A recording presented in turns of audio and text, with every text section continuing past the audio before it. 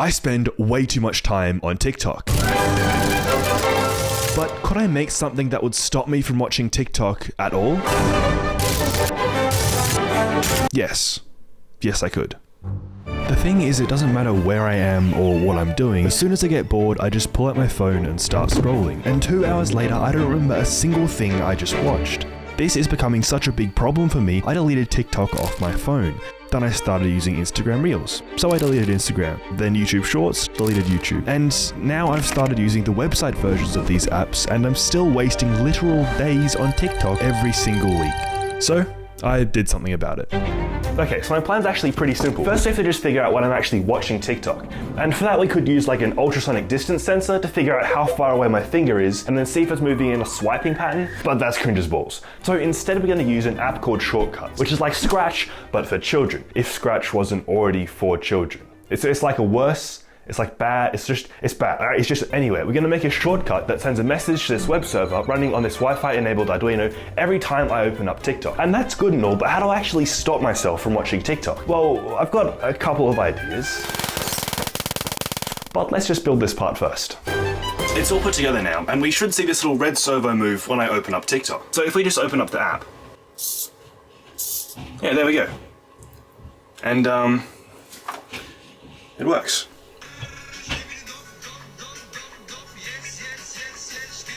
This was clearly going to be a problem. I'm making this robot because I watch too much TikTok, but I can't because I'm getting sidetracked watching too much TikTok. So I decided to give myself only 3 days to finish this whole project, or else I will never get it done and continue wasting my time on TikTok. Oh my god, it is warm. So we figured out how to detect when I am using TikTok, but how do we stop that now? Okay, well there's 3 main things I can think of that you need to watch TikTok. And the first one is something to swipe to the next TikTok. The second one is something to swipe to the next TikTok. And the third thing is something better to be doing. And since I have nothing better to be doing, let's just figure out how to stop me from swiping to the next TikTok.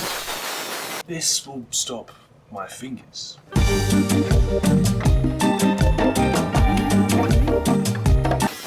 No, but seriously, this is a metal cutoff wheel which is literally designed to cut through metal. And well, just as a demonstration, here is my finger, and here's a bit of metal.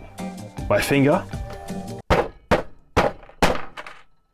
bit of metal. So in theory, the cutoff wheel would have no problem cutting through my finger. Oh, But how could I attach it to my phone? it's pretty tasty. Okay, the plan is to 3D print a phone case like this that has a little servo motor here that will move this large thing with a motor inside of it. So this will come down and chop our finger off, hopefully, or something. I don't know, probably will do something. Oh, we got... Well, Now I'm not sure if my printer didn't print exactly to the dimensions or whether it was just me not measuring correctly, but the motor piece didn't seem to fit onto the servo, and it sort of works. but I didn't trust it enough to put something that could easily cut through my phone into it, so I redesigned it and printed it again.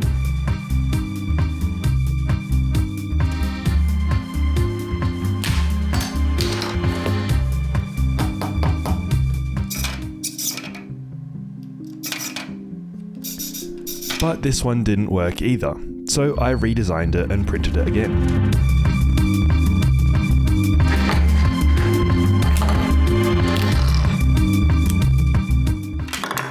And this one also didn't work, so I just gave up and glued it together. I usually get to a point in a project where something isn't working and just give up trying to make it work properly and just bodge it together. But how long that takes is becoming shorter and shorter, and I think I've actually got a shorter attention span because of TikTok. So if I can't manage to get this under control, there are actually going to be some very real consequences, which... wait, what was I saying? Anyway, I had to find some way to attach the motor to the cutoff wheel, since the motor's shaft was way too small and completely round, and there was no notch to secure things to. So I came up with quite a complex plan. This needs to go on here. I got this thing, 3D print, stick on here, stick here, put epoxy glue in the middle there, boom, done. Let's go.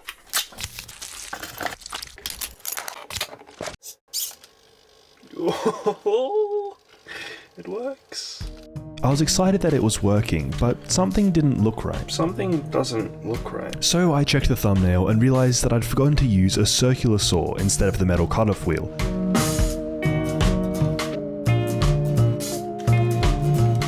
There we go, much better. Okay, so it's fully finished now and it looks terrifying. Hopefully, if I just plug this battery in, we should have both the little servo motor working, and we also should have the large, somewhat scary DC motor. Oh, I really don't want to. Okay, in 3, 2, 1. Fuck me. Oh. It chipped my phone. And after seeing that, I wondered what would happen if my finger got caught. It probably would hurt. But there was only one way to test it. 2, 1.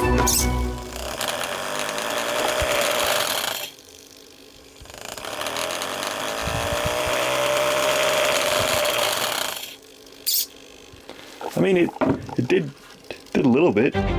See, this worked well, but not well enough. When the blade comes down, you can just use a different side of the screen to swipe. And on top of that, it's not even that high powered, so it probably won't even chop your finger off, which is kind of bad, to be honest. So instead I've got this 400,000 volt Taser unit module.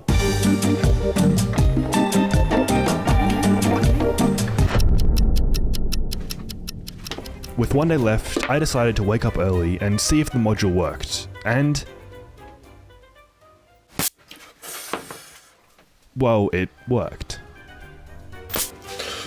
Jesus fucking Christ. How does it get me every single time? Now, I was absolutely terrified of this thing, but should I be? I'm not touching it. So the eBay listing for this module says it can produce up to 400,000 volts, and I find that, well, improbable. But apparently you can find the voltage of something by measuring the distance of the spark gap between the two prongs. Okay, I've got the module taped down here, and we should be able to just change how far away these two probes are, and then measure that on the ruler and convert that to volts. 1 centimeter on the alleged 400,000 volts, and 3, 2, 1. That sounds absolutely fucking terrifying. Okay, 7.5 millimeters.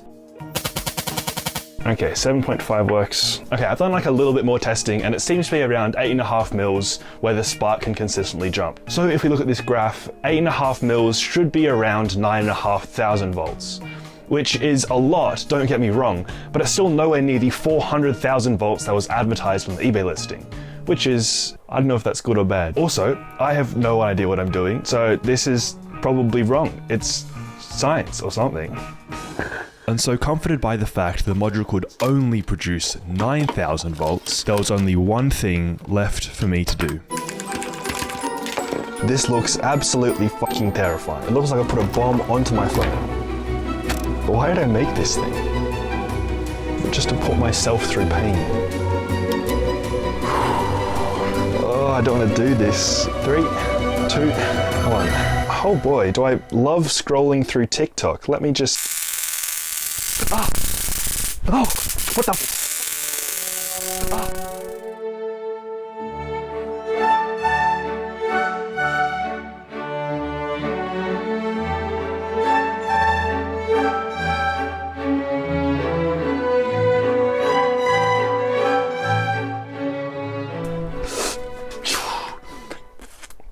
Fuck.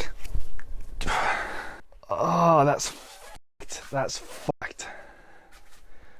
No, that's actually fucked. You know what? Actually, I really enjoy TikTok. I don't watch too much TikTok at all. In fact, I don't think I spend nearly enough time on there.